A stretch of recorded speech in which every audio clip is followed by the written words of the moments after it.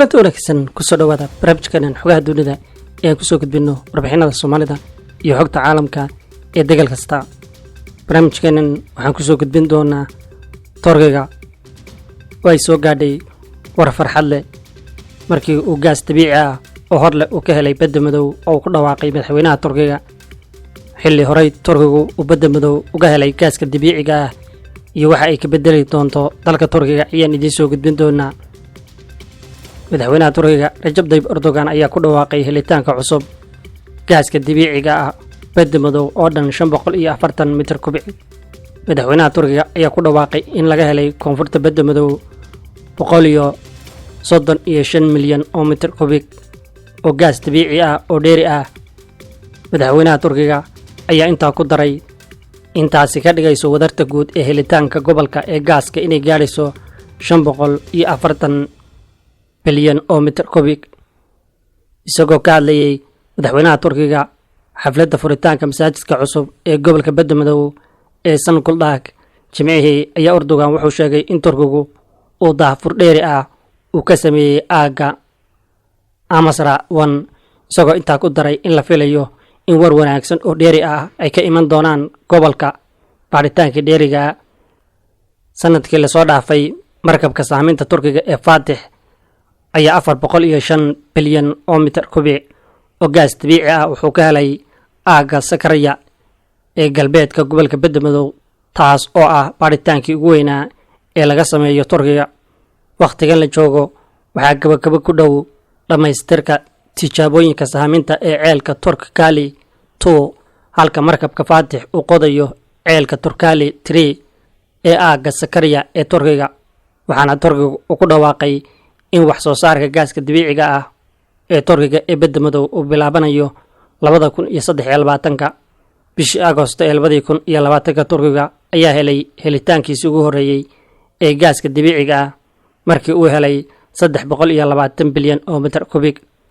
Erdogan ayaa sheegay in gaaskaasi uu caawin doono dalka inuu yareeyo ku tiirsanaanta tamarta laga soo dhoofiyo dibadda marka lagu daro ganacsi ahaan in loo soo saaro.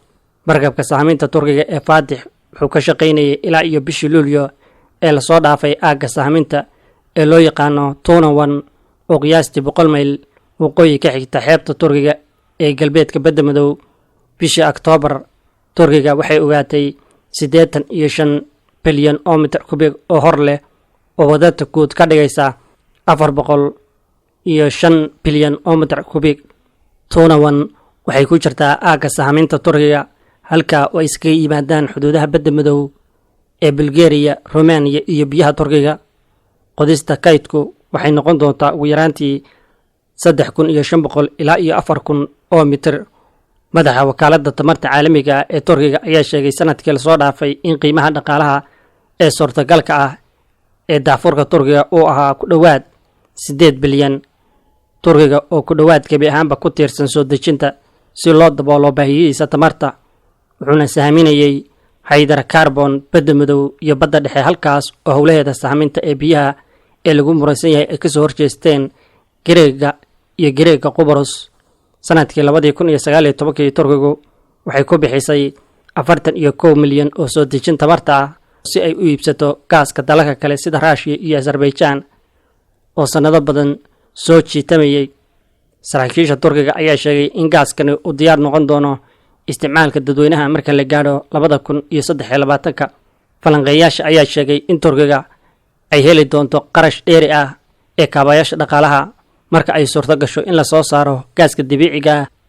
sidoo kale tani waxay uga dhigan tahay in Turkiga ka mid noqon doono dalalka u dhoofiya gaaska wadamada midowga Yurub iyo inuu yareeyo xamuun gororkii uu qabay baaritaanada uu ka waday badda Mediterranean-ka oo muran badan uu ka taagnaa Greega iyo dalalka kale.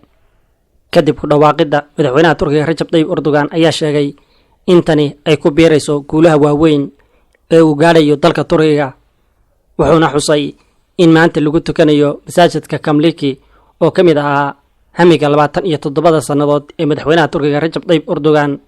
madaxweynaha Turkiga ayaa Jimcihii daahfuray mashaariicdii ugu ballaarnayd ee Turkiga oo isku mara oo ay ka mid ahaayeen masaajid, deked.